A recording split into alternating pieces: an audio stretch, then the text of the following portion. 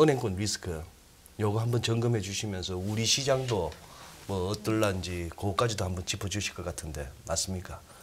예, 뭐 사실 저는 뭐 보험 쪽 얘기를 원래 하려고 그랬었는데 다들 궁금해하시는 내용이 이쪽이니까 이 부분 좀 말씀드리는 게 맞을 것 같고요. 예. 사실 상황이 엄중하긴 엄중합니다만 이걸 가지고 뭐 2008년 금융위기에 빗대시거나 또는 지금의 상황을 굉장히 큰 위기라고 얘기하는 거는 조금 너무 심하게 나간 게 아닌가 저는 그렇게 보고 있습니다. 네. 총평은 이제 해 주셨으니까 하나하나 좀 짚어보도록 하겠습니다. 준비해 오신 화면 보면서 한번 짚어볼까요? 예, 일단 이제 최근에 가장 많이 얘기가 되는 거는 미국에서 16인 실리콘밸리 은행이 망했고요, 사실. 그래서 이제 이게 한국은행에는 문제가 없냐? 우리나라 은행에는 또는 이게 이제 뭐 금융위기의 시발이 아니냐. 사실 이렇게 말씀들을 하시는데 그냥 상황만 보면 그렇게 얘기하시는 게 꼭 틀리다고 보기 조금 어려울 것 같기도 해요. 하지만 이건 굉장히 특이한 사례다. 특이한 사례다. 예, 이렇게 말씀을 드릴게요. 이제 지금 보시는 거는 실리콘밸리 은행이 가지고 있는 채권들의 장부 가치하고 그다음에 이제 시장 가격을 보여드린 그래프예요. 그래서 이제 주요 언론에 많이 나오고 있는 그림이고요. 보시게 되면 채권을 굉장히 많이 가지고 있게 됐고요. 이 은행이. 그런데 아시다시피 작년에 금리가 엄청나게 올랐지 않습니까? 그러니까 그냥 가지고 있던 채권에서 손실이 발생하는 거는 너무 당연한 겁니다. 그러니까 내가 1% 금리인 채권을 샀는데 지금은 3%, 5%의 금리를 준다 그러면 그 채권 값은 떨어지는 거니까요. 근데 이거는 굉장히 보편적인 현상이에요, 사실. 그래서 이제 제가 여기 써놨는데 미국에서 FDIC 예보죠. 예보에서 이제 보증하고 있는 은행들의 총합을 보게 되면 미실현 손실이 엄청 많습니다. 근데 이제 은행이 많으니까 미실현 손실의 규모가 큰 건 당연한 거고 이게 어느 정도냐 하면 자본 총계가 있으니까 대략 한 15% 정도. 자본의 15% 정도. 그러면 굉장히 커 보이죠. 그런데 이렇게 얘기하면 이제 우리나라 은행도 위험하지 않냐 보실 수는 있겠습니다만 우리나라에도 이제 은행들 많잖아요. 뭐 KB, 신한 뭐 다 쳐서 보시면 평균 만기 보유 증권의 평가 손실이 한 10에서 15% 정도 됩니다, 자본들. 우리나라도 똑같아요. 아니 근데 이거는 영업을 하는 은행이 채권을 갖고 있는데 손실이 안 발생이 되면 이상한 거고요. 그렇죠. 사실 오히려 이렇게 보시는 게 맞습니다. 이제 그거를 채권을 갖고 있는 거는 뭔가 이유가 있어서 갖고 있는 거니까 그 손실을 그냥 감내하고 만기까지 가져가면 아무 이상이 없는 거예요.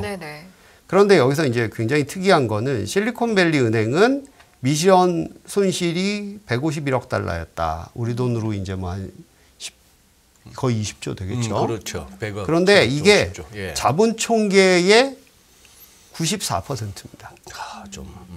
그러니까 굉장히 이상한 경우죠. 그러니까 미국 은행 다 뒤져봐도 이런 은행들은 거의 없어요.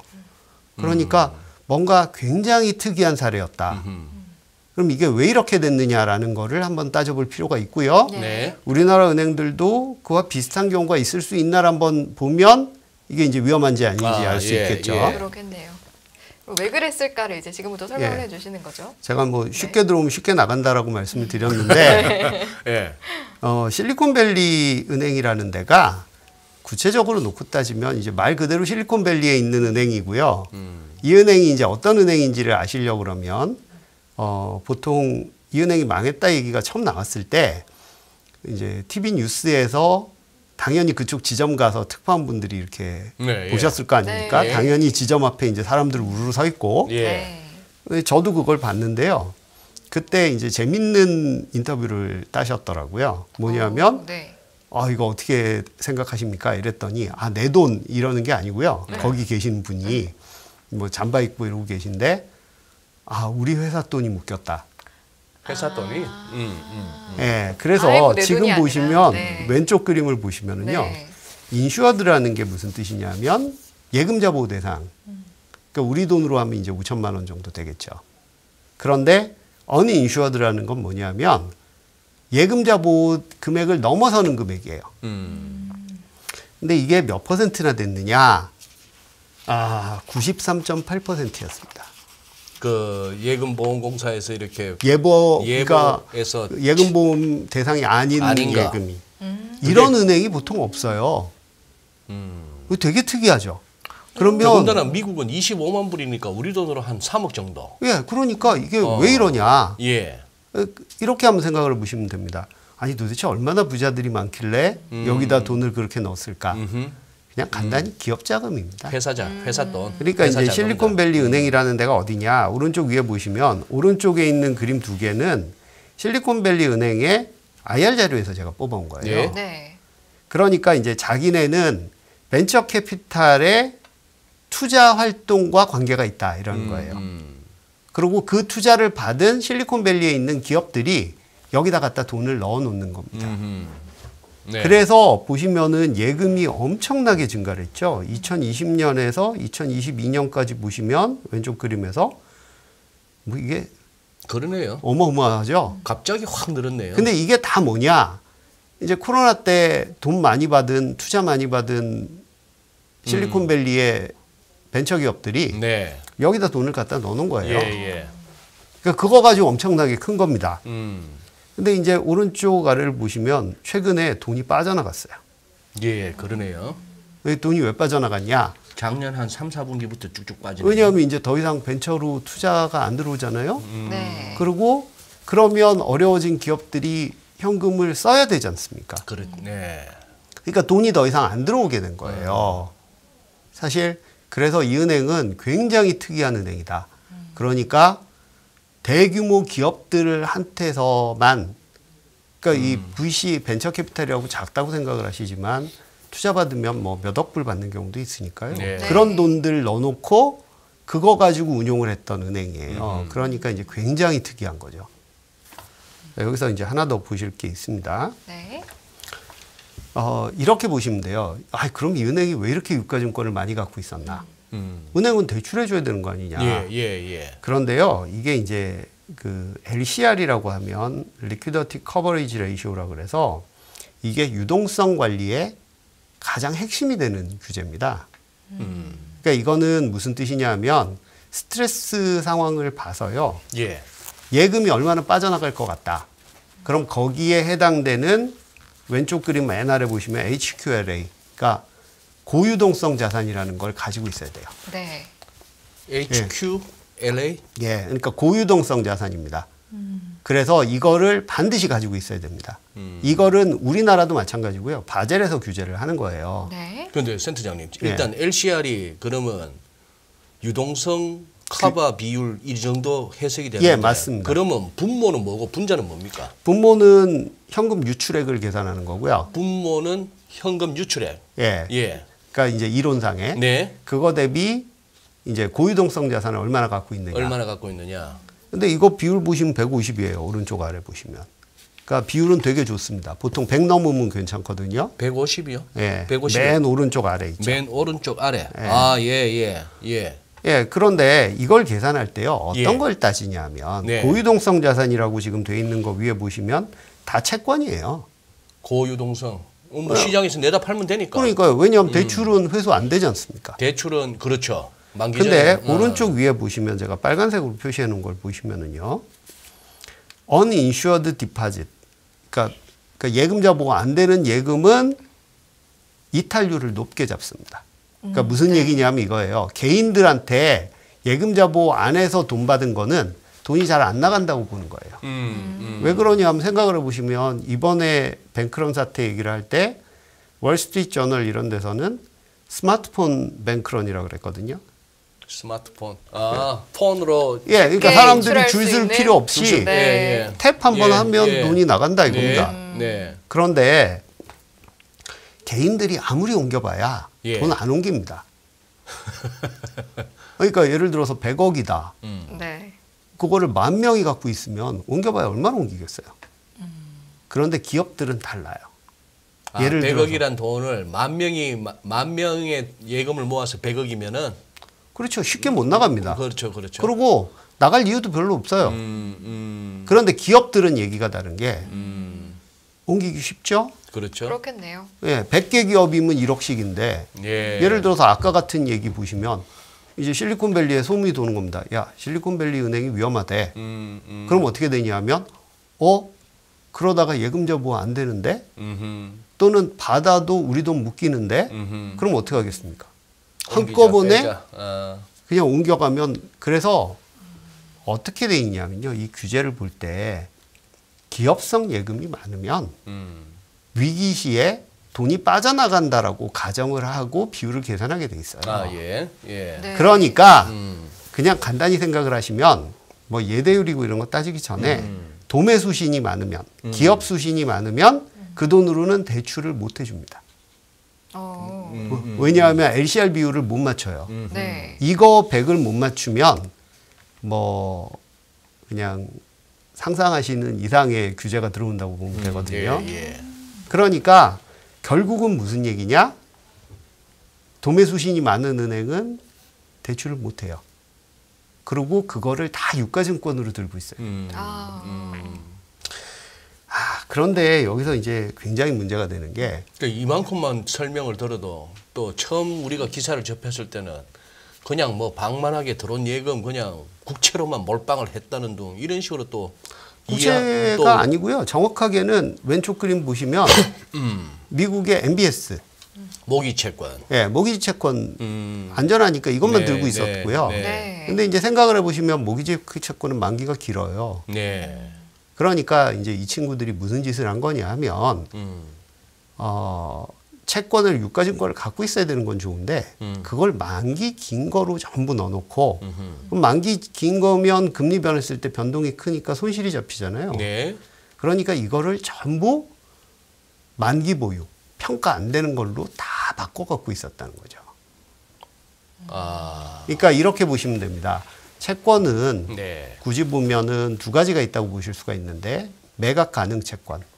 이거는 그때그때 시가평가를 다 해요. 예. 만기 보유는 이유가 있어서 하니까 시가평가를 안 해도 됩니다. 예. 예를 들면 그거는 뭐 예금 10년짜리도 있을 수 있고 10년짜리 내가 채권 발행한 걸로 살 수도 있고. 그거는 그 보유하고 있는 은행이 자기들이 분류하기 나름입니까? 그렇죠.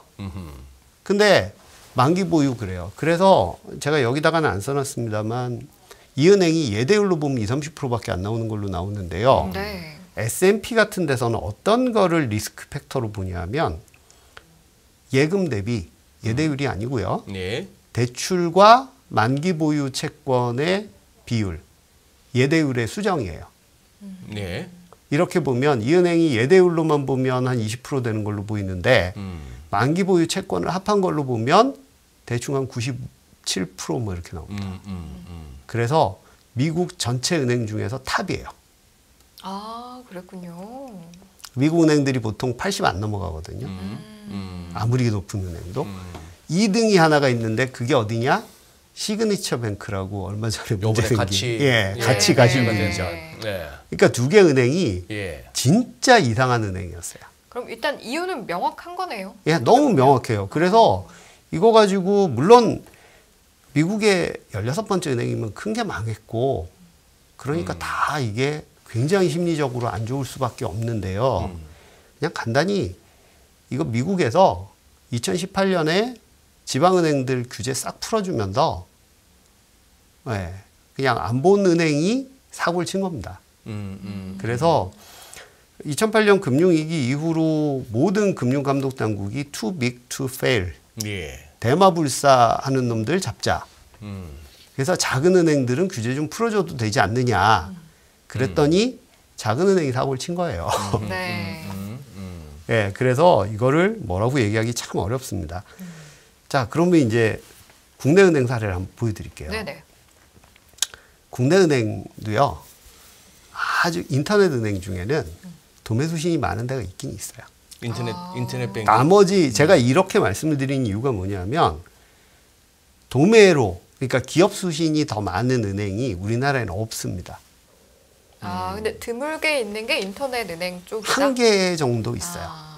그러니까 나머지는 다 개인 수신 위주예요. 네, 그래서 생각을 해보시면 지금 우리나라 대기업이 어디 은행에다가 뭐 몇천억 넣어놓고 있는 데가 어디 있습니까? 그렇죠? 그거 다 국가기관 관공서 자금이죠. 그러니까 우리나라에서는 이렇게 돈 넣어놓고 있는 데가 없어요. 근데 이제 이 은행은 왜 이러냐 하면 이제 암호화폐 거래소를 거래를 해서 거기서 예수금 갖고 있는 거를 도매수신으로 넣어놓는 겁니다. 네. 그래서 되게 특이한 은행이에요. 이거 하나밖에 없습니다.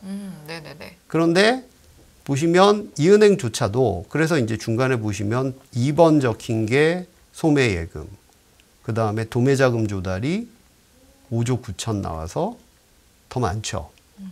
굉장히 특이한 은행입니다. 우리나라에서는. 네. 그러니까 굳이 실리콘밸리 은행하고 비슷한 걸 찾아보려고 뒤져봐도 이거 하나밖에 안 나와요. 예. 근데 다음 페이지 한번 보시면 이 은행도요, 만기 보유 증권이 없어요. 근데 이제 한국에서 왜 그러냐, 그걸 보시면 1번이라고 된 데에 작은 글씨 있는 데를 보시면 유동성 갭이라는 거를 우리나라에선 봅니다. 그러니까 이게 무슨 얘기냐면요.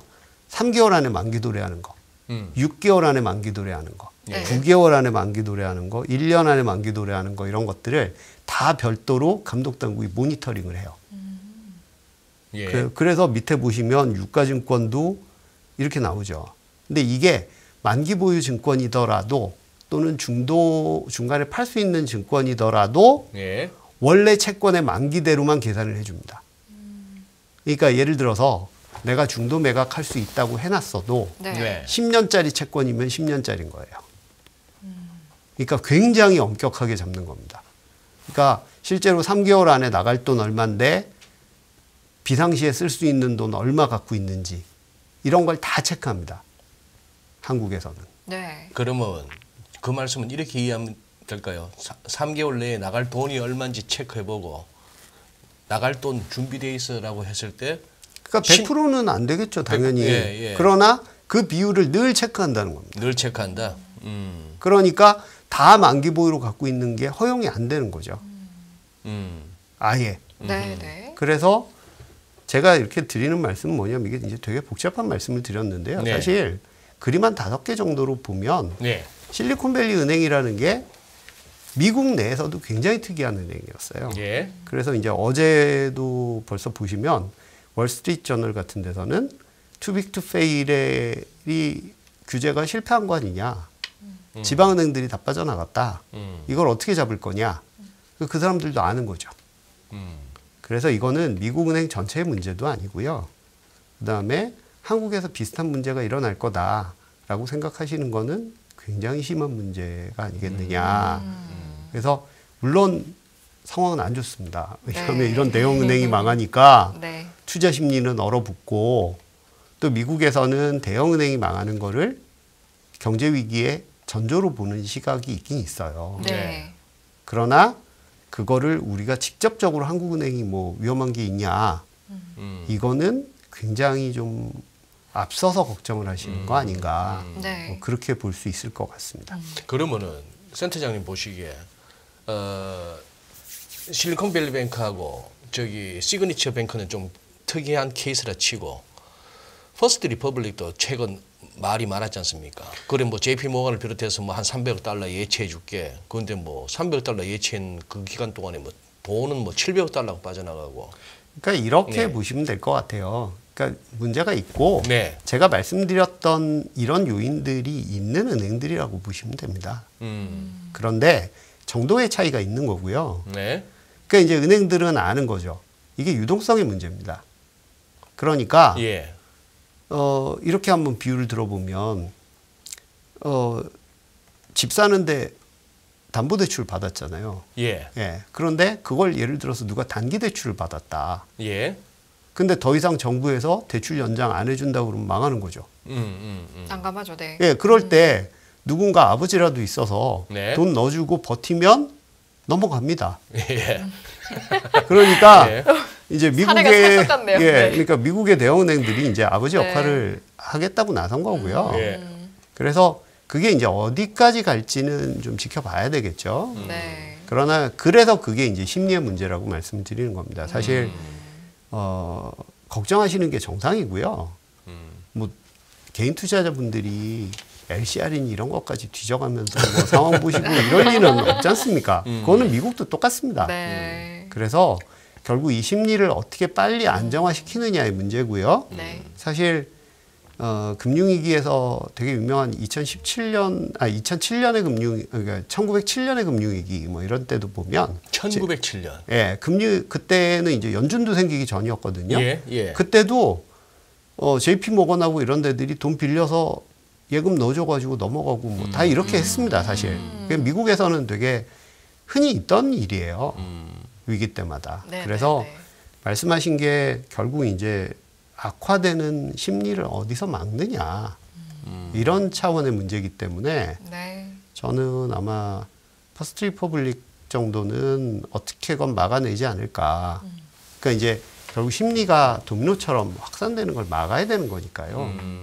사실 그런 면에서 보시면 이건 좀 믿고 가야 되지 않느냐. 네. 저는 그렇게 보고 있습니다. 일단 뭐 미국 상황이라던가 뭐 이제 SVB에서 비롯된 상황은 이제 설명을 잘 해주셔서 채팅창에서도 이제야 조금 원인을 알 것 같으니 마음이 조금 놓이기도 합니다라고 하셨는데 사실은 이제 SVB로 끝났으면 좋았을 텐데 CS까지 같이 치고 올라오니까 다들 좀 긴장을 하게 됐고 그래도 이제 각 정부에서 좀 빠르게 대처를 해줘서 좀 진화가 되나 했는데 지금 다시 코코본드 이야기가 나오니까 도대체 이 코코본드는 뭐냐? 라는 분들도 많으시고 일단 이 개념부터 좀 짚어주실까요?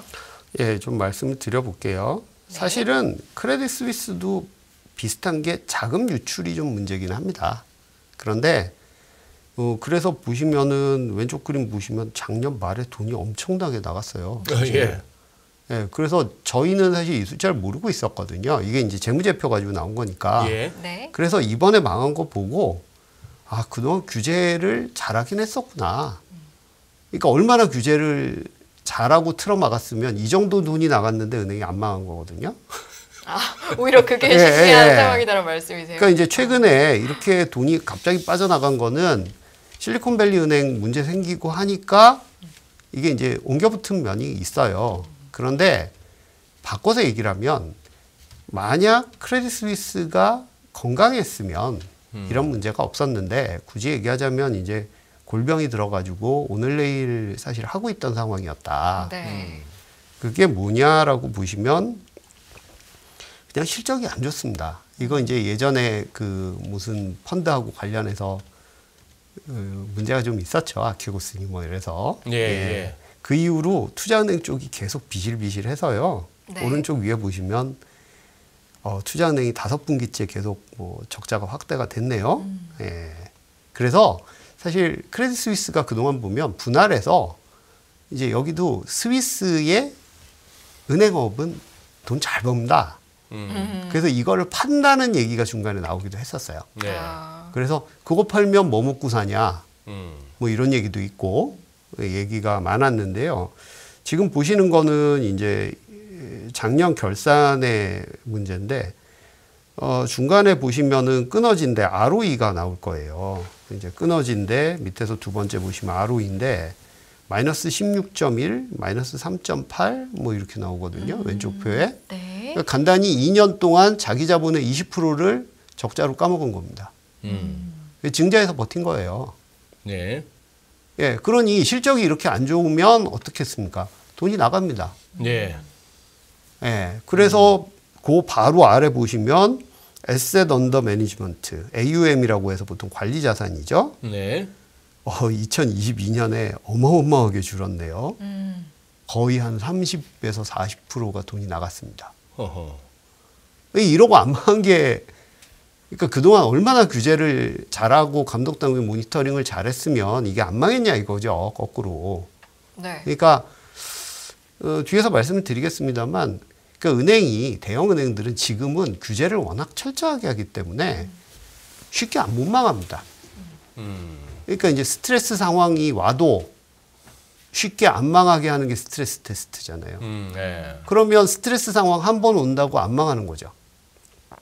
예. 네네. 예. 그렇죠. 그런데 이제 이번 사태 때문에 문제가 됐고요. 결국 이래서 이제 UBS가 옆에서 이제 걷어간 거고 뭐 이러고 네. 사실 지난 주말에 굉장히 급박했습니다. 그래서 네. 일요일 밤에 저희 투자 쪽에 있는 사람들은 그 가격에 UBS가 안 받아들이면 어떡하지?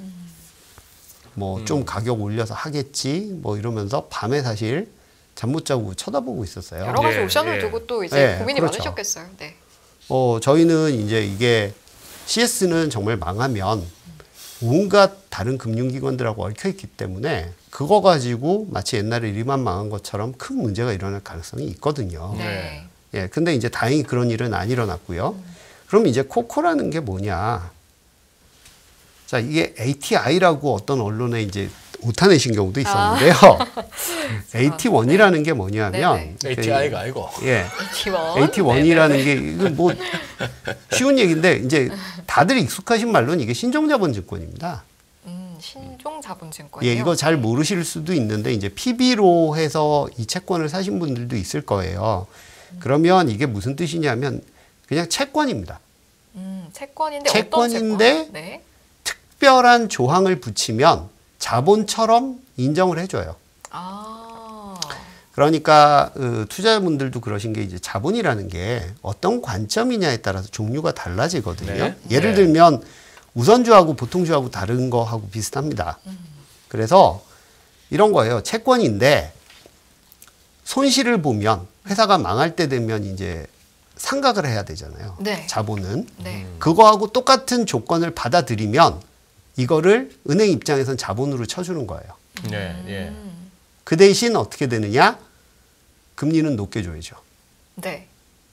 잘못되면은 돈 다 날릴 수도 있으니까 이자는 많이 쳐줄게. 그런 거죠. 왜 그러냐면 이자 많이 안 주면 그거 아무도 안 하는데 사니까요. 어느 정도 높게 쳐줬길래. 예를 들어서 그동안에 우리가 뭐 코로나나 무슨 뭐 워낙 저금리, 제로금리 시대에 스위스 쪽이든 미국이든 해봐야 어지간해서는 1%가 안 됐을 텐데. 이게 6, 7%도 나왔어요, 금리가. 아, 이게 위험도가 높은 만큼 이자 많이 쳐주겠다 이런 예, 거네요. 맞습니다. 그래서 어느 정도였느냐면 우리나라에서도 한 1, 2% 정도는 신종자본증권이 금리를 더 줍니다. 일반 채권 대비. 예. 그런데 유럽 쪽으로 가면 이게 좀 더 심했던 게 유럽에는 이제 우리가 보기에는 멋있는데 스위스 은행 그러니까 네. 사실 재무구조가 조금 왜 그러냐면 이제 유럽 경기가 안 좋았잖아요. 예. 아, 네. 그러니까 건전성에 있어서 조금씩 이렇게 다들 고생들을 해왔거든요. 예. 예, 그러니까 금리 많이 더 주면 그런 채권. 근데 이게 이제 문제는 옛날에는요, 금융위기 이전에는 손실 났던 사례가 없어요. 왜 그러냐면 금융위기 때 이걸 문제시해서 집어넣으려고 봤더니 은행을 파산을 못 시키잖아요. 파산이 안 되면 손실이 안 나는 겁니다. 그래서 금융위기 때 모든 신종자본증권이 손실 하나 없이 다 넘어갔어요. 그러니까 이제 국제적으로 감독기구들이 문제 제기를 한 겁니다. 아니 니네 자본이라며. 근데 왜 공적 자금 들어가는데 니네는 손실을 하나도 안 보냐. 이건 말도 안 되는 거다라고 해서 네. 바젤 3라는 게 만들어지면서 추가 조건을 갖다 붙여요. 네. 그게 이제 흔히 얘기하면 코코니 뭐 이런 건데요. 네. 그래서 공적 자금 들어가기 전에 무조건 이게 자본하고 같이 손실 땡 처리를 해야 됩니다. 코코가 앞에 코는 그거는- 컨틴전트고 뒤에는 컨버터블인데요. 뒤에는 컨버터블이니까 그러니까 이제 긴급 그게- 상황 생기면은 너는 주식처럼 취급할게. 그런 자본처럼. 거죠. 그래서 실제로 주식으로 바꿔주는 조건도 있습니다. 네. 그거는 나라마다 법에 따라 좀 달라요. 네. 그래서 얘기하기를 이거를 자본 인정을 해주려면 비상시에 주식 전환이 되거나 상각을 하거나 둘 중에 하나를 안 붙이면 인정 안 해주는 걸로 바꾼 겁니다. 비상시에 주식으로 전환하거나 그거는 알아듣겠는데 상각을 하거나 하는 얘기는 그래 그냥 휴지되는 거죠. 휴지된다 이래 생각하라 이거죠. 맞습니다. 받아갈 거 없다. 예. 그리고 그거는 당신들이 자본이라는 거 인정하고 샀으니까 공적 자금보다는 무조건 먼저 손실을 봐야 된다. 네. 그러니까 이거를 투자자 입장에서는 미치고 팔짝 뛸 일이고 환장할 일인데 세금 내신 분들 입장에서 맞는 얘기예요. 금융위기 때 아니 그랬잖아요. 투자자도 알고 투자한 거 아닙니까? 그렇죠. 잘못되면 지는 뭐 땡처리하면서 한 푼도 못 받는 거 알면서 그 대신 남들보다 대여섯 배 이자 더 받는 재미로 뭐 망하게 하겠어 하는 거 아닙니까? 그렇죠. 근데 이제 여기에서 조금 문제가 생긴 것들이 있습니다. 그게 네. 이제 왜 그러냐면요. 네. 첫 번째로는 이게 금액이 너무 커요. 그동안 금액이- 이런 사례가 없었던 건 아닌데 네. 우리 돈 거의 뭐 이러는데 그래가지고 유럽은행 가진 거의 한 6% 정도. 그러니까 워낙 큰 은행이니까 금액이 커요. 그러니 우리가 알고 있는 뭐 핌코니 뭐니 이런 데들이 다 물려버린 겁니다. 아, 예. 예, 그게 있고요. 또 하나는 이번에 보시면 이게 이제 스위스 법이 좀 EU하고는 달라요. 예. 예, 또 그래서 다르군요. 이제 뭐 네. 거의 EU하고 환율도 거의 똑같이 움직이고 예. 그래서 보시면 스위스 프랑이나 유로나 우리 돈으로 한 1,300, 1,400원 뭐 이렇게 되지 않습니까? 네. 그런데 법이 좀 다르대요. 그래서 원래대로 하면 주식이 빵 되고 그 채권이니까 그래도 이건 그다음에 이거 손실 나고 이렇게 처리가 돼 줘야 되는데 네. 그게 그렇게 안 됐답니다. 그러니까 주식은 그래도 조금은 건졌어요. 그런데 이게 채권은 빵이 돼 버린 거죠. 네. 그래서 이제 투자자들이 소송한다고 그러고 난리가 나고 그런 거. 주식은 그 조금 건졌다는 게 그 얘기인가요? UBS 주식으로 바꿔줬죠. UBS가 30억 프랑으로 인수한다고 하니까 그 인수 자금 중에 일부가 그러면 주주들이 좀 그 주식으로 교환해 주기로 했고. 주식으로 교환해 주기로. 그러니까 휴지가 된 건 똑같은데. 예. 이제 그래도 굳이 주주들은 뭐 좀 이렇게 기대해 볼 게 그러니까 뭐 조금이라도 건진 거고. 그거 그래서 이게 이제 문제가 되는 것 같아요. 그래서 지금 보시면 EU에서는 아 우리는 그럴 일 없다. 그건 EU가 아니다. 아, 그 스위스는 그렇게 했지만 우리 유럽은 그렇게 안 한다. 그렇죠. EU는 그렇게 안 한다. 그러니까 이게 유럽의 초대형 은행이긴 한데 이 은행이 본거지가 스위스니까 EU법을 따르는 데가 아니에요. 예. 그래서 이제 지금은 이 AT1 뭐 신종자본증권에 대해서 투자하신 분들은 뭐 소송한다고 그러고 난리가 나 있는데 네. 그러니까 이제 그런 거죠. 또 이렇게 대규모 손실이 나니까 이게 뭐냐. 그래서 사실 당분간은 어렵기는 되게 어려울 거예요. 근데 이게 다른 은행에도 이런 코코본드가 있을 텐데 이렇게 되면 뭐 이유가 그렇게 말했다고 한들 좀 상당 부분 영향을 받을 수밖에 없지 않을까 그러니까 당분간은 싶기도 시장이 얼어붙죠. 그러니까 상당히 이제 어렵긴 한데 네. 한 가지 다행스러운 점은 이런 겁니다. 은행들이 네. 규제도 하고 하기 때문에 바보가 아니어서 신종자본증권 같은 걸 발행하려고 그러면 최소한 6개월에서 7, 8개월, 1년 전에 움직입니다. 그러니까 뭐냐면 이날까지 발행 안 하면 우리가 어렵다. 그러면 보통 한 6개월 전에 찍어요. 아무리 늦어도. 네. 그러니까 당장 이게 시장이 얼어붙어서 발행을 못 한다고 누가 이것 때문에 넘어갈 정도면 사실은 걔는 이미 망했어야 돼. 이미 문제가 망했어야 있다. 되는. 그래서 아까 제가 그런 말씀을 드린 거예요. 그러니까 그렇게 어려운 시기가 6개월, 7개월 가도 안 망하게. 이게 지금 현재 규제거든요. 그래서 시장이 얼어붙었기 때문에 사실 굉장히 안 좋습니다. 사실 국내 자금 시장도요. 거액 자금들이 지금 얼어붙어서 잘 안 움직여요, 갑자기. 지금 센터장님 가져오신 그 자료에 좀 전에 크레딧 스위스의 비인수와 ATI가 아닌 AT1 상가. 지금 크레딧 스위스가 173억 달러고 유럽은행은 2,530억 달러 규모라고 하셨으니 지금 이제 수치가 크레딧 스위스도 만만치 않은데 이제 유럽 쪽에 대충 떠오르는 생각이 그렇습니다. 뭔가 이렇게 말이 좀 있던 애들은 언젠가는 또 그 말이 불거져 나오는데 예를 들면 도이치뱅크 무슨 스페인의 산탄데르 아니면 이태리의 유니크레딧 얘들은 재정 위기 내지는 유로존 위기 나올 때마다 한 번씩 언급되던 은행들이거든요. 걔들도 했을 거고 싶은 생각이 드는데 당장 우리 지금 채팅창에서 우리 시청자분들은 우리나라 산업은행도 코코본드 발행했고 우리도 많이 했다는 거예요. 우리나라는 어떻습니까 지금? 근데 이제 그래서 네. 제가 드린 말씀이요. 네. 지금 한번 보시면 네. 우리나라 은행들은 어쨌든 돈을 잘 벌고 있거든요. 그러니까 이게 제가 아까 말씀드린 게 이렇습니다. 예. 그러니까 이 크레딧 스위스 이렇게 문제되는 게 예.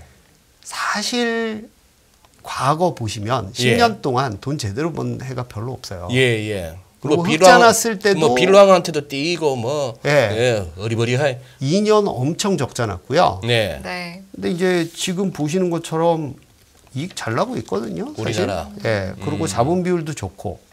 우리나라의 경우에는 신종자본증권의 조건에 오른쪽 메뉴에 보시면 부실금융기관으로 지정이 돼야 된다라고 돼 있어요. 지금 저게 몇 페이지인가요 지금? 예. 알겠습니다. 11페이지. 네. 그러니까 굳이 얘기하면 이제 이런 날이 오지 말란 법은 아무도 없죠. 예, 그런데 그동안 다들 오히려 이렇게들 생각을 해오셨잖아요. 그러니까 은행에 대해서 얘기하면서 아, 은행 규제가 너무 심하다. 다들 이런 얘기들 투자자들 해왔고요. 네. 뭐 배당도 마음대로 못하게 하고. 근데 이제 뒤집어서 생각을 하시면 그렇게 잡아왔는데 지금 적자가 난 적도 한 번도 없는데 당장 뭐가 흔들린다? 말이 안 되겠죠. 그래서 조심해야 되고요. 당연히 해외 조달 잘 안 되고 뭐 발행하기 어려우면 문제가 되겠죠. 하지만 생각보다 그렇게 상황이 어렵지 않습니다. 그러니까 뭐 적자가 난 적도 없고 네. 자본 비율은 좋고 다 맞거든요. 예. 이런 상황에서 우려하시는 거는 좀 지나치지 않느냐. 다만 모든 게 이게 심리의 문제라서요. 네. 일시적으로는 그렇죠. 시장이 사실 지난주 말부터 이렇게 얼어붙은 거는 좀 보여요. 그래서 생각보다 거액 자금들 잘 안 움직이고 크게 돈을 집어넣겠다고 했던 사람들이 몸을 사리고 이런 네. 것들은 보입니다, 실제로. 네. 그런데 이제 그 심리적인 것들이 실물로 전이되지만 않는다고 한다면 네.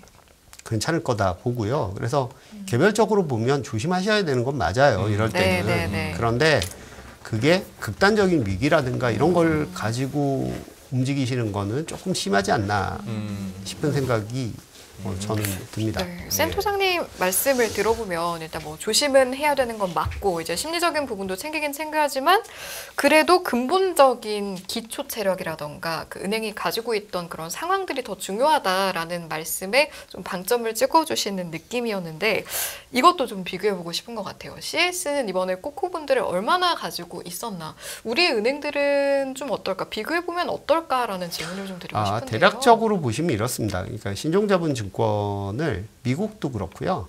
그냥 한 자본의 한 10% 정도는 가지고 있는 게 일반적이에요. 일반적으로. 우리나라도 그렇습니다.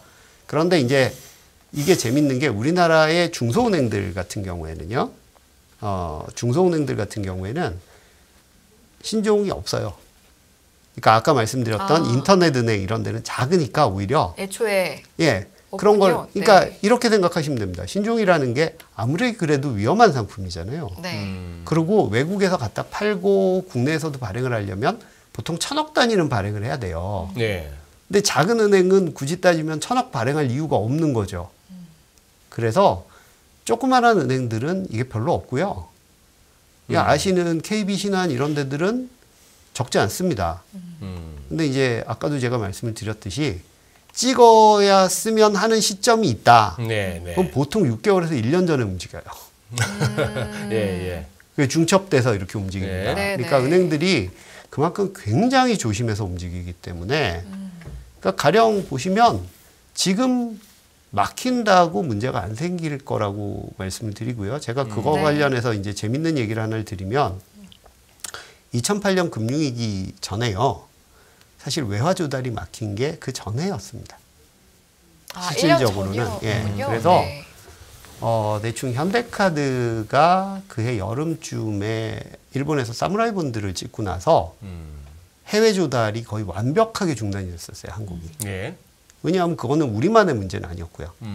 그래서 제대로 재개되기 시작한 게 1년 반이 지나서였습니다. 한 군데도 안 망했죠. 그러니까 한국은 어느 정도냐면 유동성 갭을요, 외화에 대해서도 별도로 다 매깁니다. 외화 규제는 철저하게 매기고요. 네, 그러니까 네. 그만큼 수출 결제, 수입 결제 이런 것들이 국가 경제에 중요하다는 걸 알고 있기 때문에 네. 평상시에 보면 투자자분들이 이건 너무한 거 아니냐라고 그동안 얘기해 오셨을 정도로 감독당국이 심하게 규제를 합니다. 사실 그게 위기 때는 또 반대로 보면 그러니까 이제 오히려 푸념을 이렇게 할 수도 있을 것 같아요. 저희 실제로 2008년에 그랬습니다. 아니 네. 도대체 이런 위기에도 뭐 심지어는 증권사 하나 망하는 데가 없는데 그동안 어떻게 규제를 한 거냐 도대체. 그래서 근데 그게 별로 지금도 달라지진 않았거든요. 네. 그래서 걱정하시는 게 맞긴 합니다. 그리고 걱정을 하니까 또 그런 상황이 안 일어나는 거고요.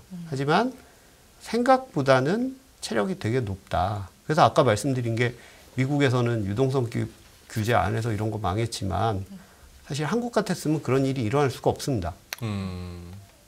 예, 지금 우리 그거 하니까 센터장님께서 지금 한 40분 남짓 계속 이렇게 설명을 하셔가지고 잠시 좀 목 좀 축이시는 동안에 제가 이제 그 센터장님 말씀하신 거에 한번 보충 비슷하게 오늘 이 인포맥스 기사에 이런 게 있거든요. 천적 워런, 즉 엘리자베스 워런, 네네. 제롬 파월 물러나야 된다고 공개 저격을 했다는 거예요. 이게 그것도 어제 이제 MBC 방송 그 인터뷰를 나와가지고 아주 위험한 사람이라 그러면서 네네. 당신은 내 2021년 그때는 재지명할 때부터 당신은 안 된다고 내가 했잖아 했는데 그 기사 중에 이거죠.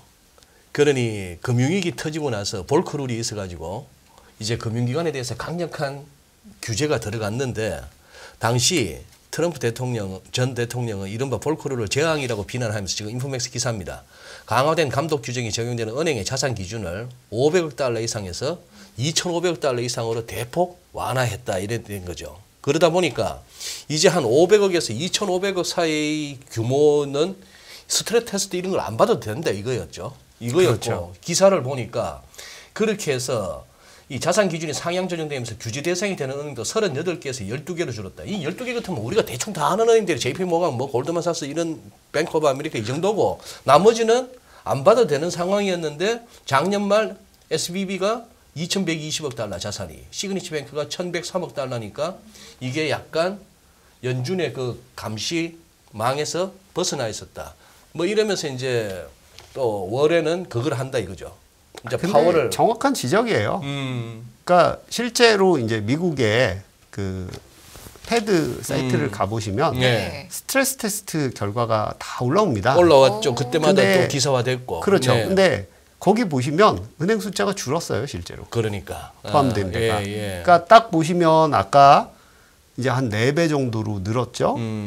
실리콘밸리 은행이. 네. 근데 그 늘어나는 동안에 다 빠졌던 거죠.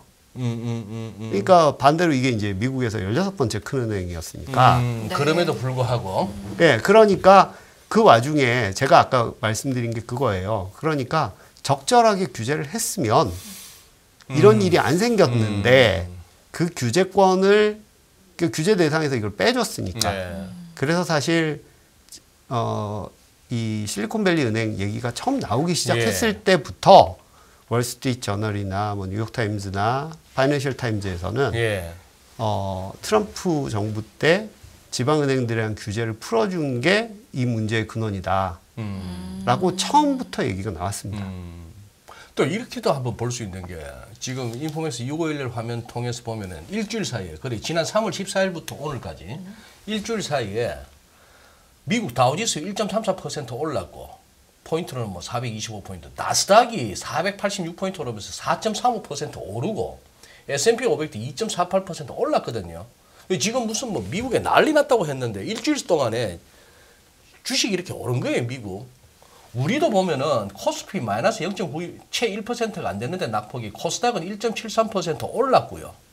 뭐 중국하고 아시아는 조금 삐리합니다만 그렇다고 무슨 이게 뭐 1% 넘는 것도 잘 없고 유럽도 독일 1.5% 상승, 이탈리아도 뭐 1.45%, 유로스톡스가 2.4% 올랐고 스위스만 해도 0.11% 상승입니다. 강보합입니다. 그래 호들갑은 되게 떨었는데 장이 멀쩡해요. 시장이.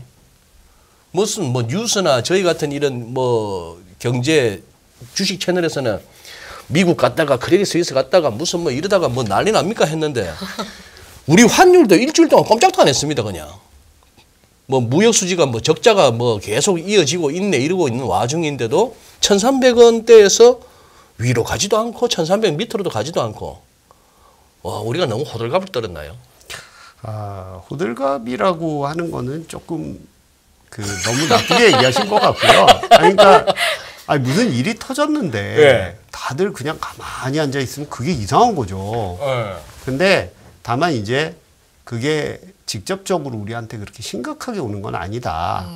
그러면 타격이. 다른 거를 보고 준비를 해나가고 하면 될 것 같고요. 오히려 이제 올해 들어서 시장이 생각보다 안 나쁜 거는 이렇게 보실 수도 있습니다. 그러니까 작년 말에 너무 많은 걸 반영해 버렸을 수가 있어요. 안 좋게. 네, 예. 예.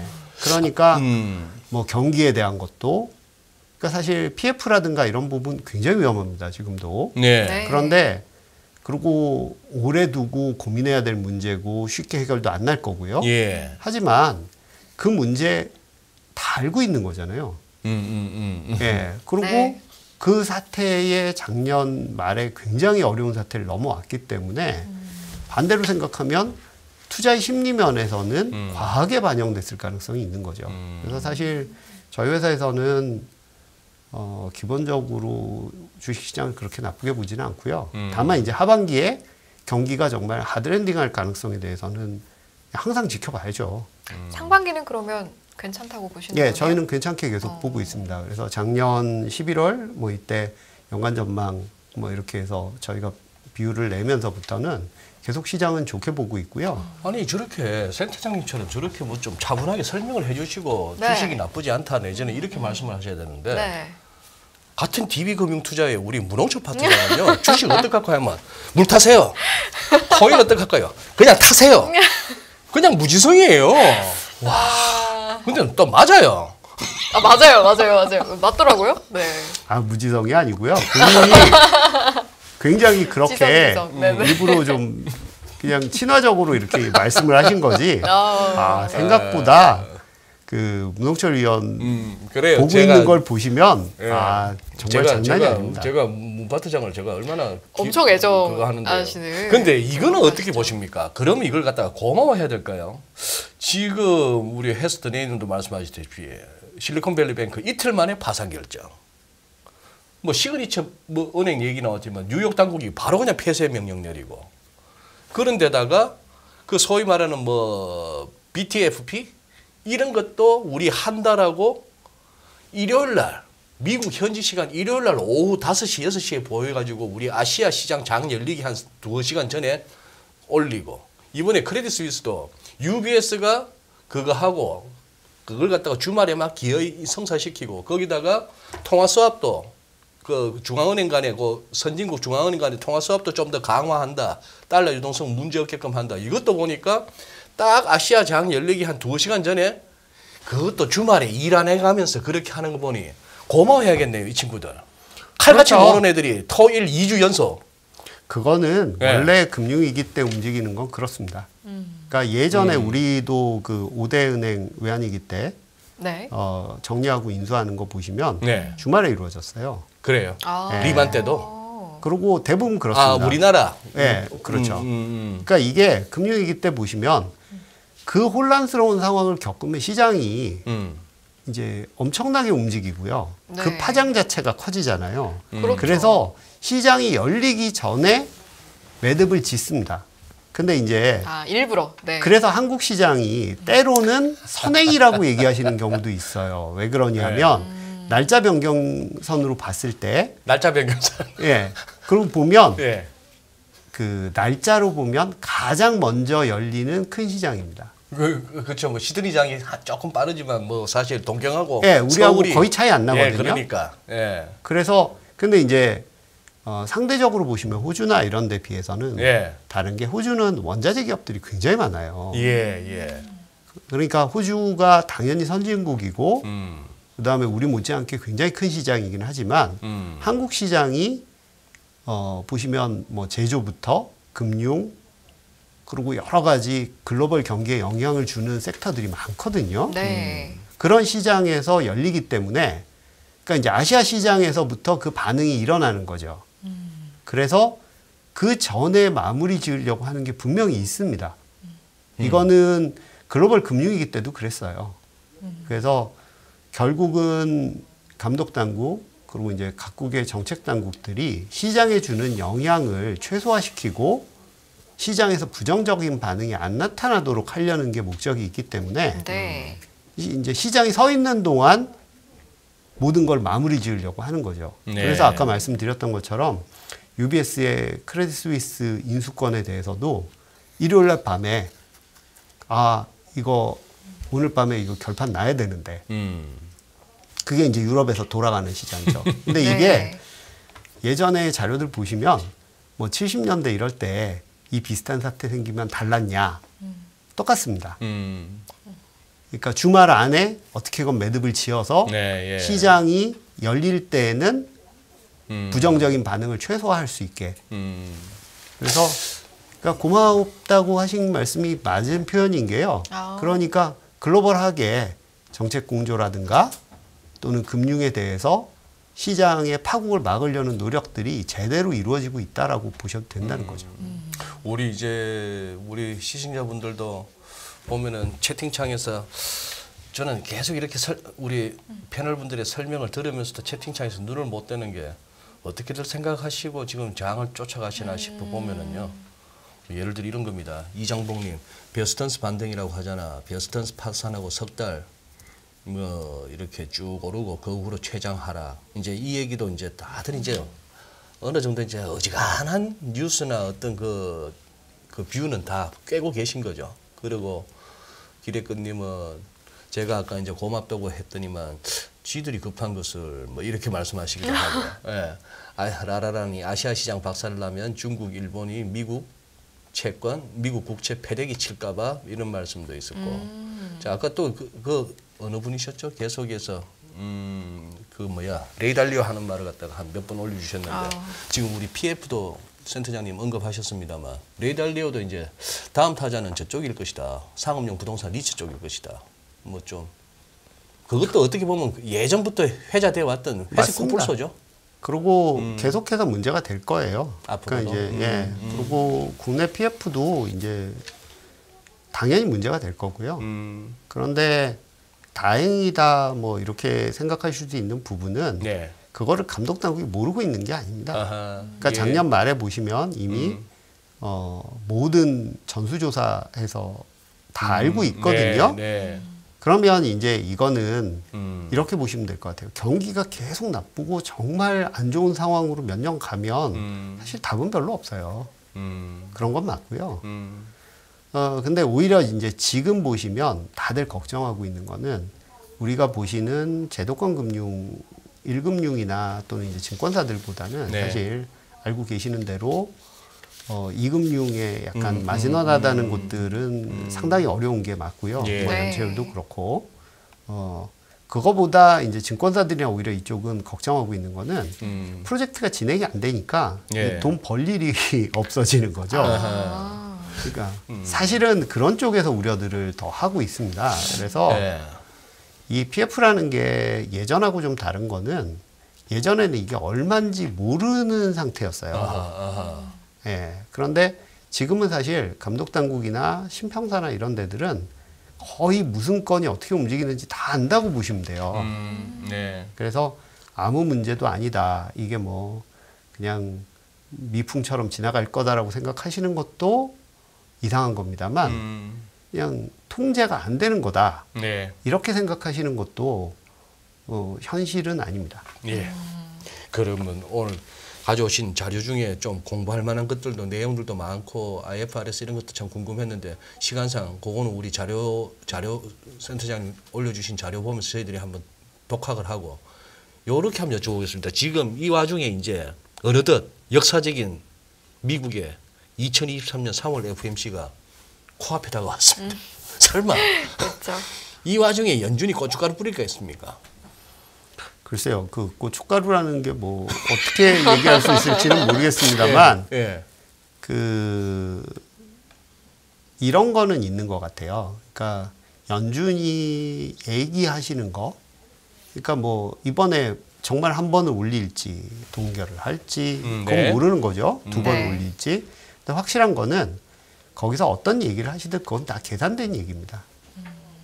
그러니까 거기서 나오는 시장에서의 반응 이런 거고요. 또 다들 경기에 대해서 우려하고 계시는데 실제로 얘기들 들어보면 뭐 구직은 여전히 좋다. 그런데 그게 페이크다. 뭐 이런 얘기도 사실은 예. 계속 나오고 있지 않습니까? 예. 그럼 그거를 모르는 게 아니에요. 예. 그러니까 고춧가루다 뭐 아니다 이렇게 얘기하실 문제는 아닌 것 같고요. 저희는 다만 예. 네. 계속 공격적으로 올리지는 못할 거다. 그냥 그렇게 생각은 뭐 알고 계시겠지만 그렇게 예. 생각을 하고 있는 거고요. 네. 그래서 연준이라는 데는 아주 특별한 경우가 아니면 시장에 쇼크를 주려고 하는 곳은 아니에요.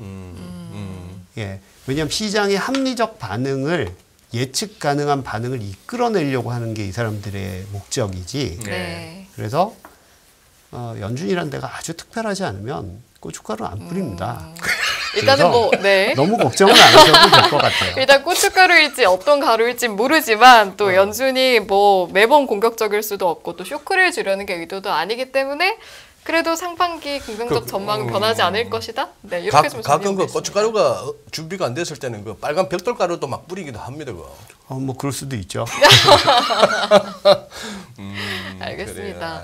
아 벌써 1시간 가까이 일부하다 네. 보니까 시간이 이렇게 되는데요. 일단 우리 이병건 네. 센터장님의 메시지는 그렇게 정리해도 될까요? 우리가 지금 한 2주 연속 미국발, 유럽발 은행 뭐 위기로 좀 이렇게 시끄러웠지만 그렇게까지 우리가 뭐 걱정할 정도의 사안은 아니다. 이렇게 이해해도 될까요? 그렇죠. 좀 그 상황이 엄중하지 않은 건 아닌데 의연하게 대처하시면 되지 않나. 그러니까 뭐 지금이 뭐 투매할 상황도 아니고요. 네네. 그리고 이런 상황 때문에 당장 뭐 우리가 망한다, 세상이 망한다 이런 거는 전혀 아닙니다. 그래서 의연하게 계산하고 움직이시면 뭐 충분히 대처할 수 있는 상황 아니냐 그렇게 보고 있습니다. 알겠습니다. 네, 예. 그러면 1부 여기서 마무리하고 인사드리겠습니다. 오늘 이 시간은요. 이병건 DB금융투자 리서치 센터장님과 함께했습니다. 잘 들었습니다. 네, 고맙습니다, 센터장님. 금융투자로 돈 벌기 쉽지 않으시죠? 그런데 불가능한 것도 아니죠. 글로벌 IB 트레이더의 눈으로 본 더 넓은 금융의 세계, 그들의 투자의 기술 정말 궁금하지 않으십니까? 여러분들을 응원합니다.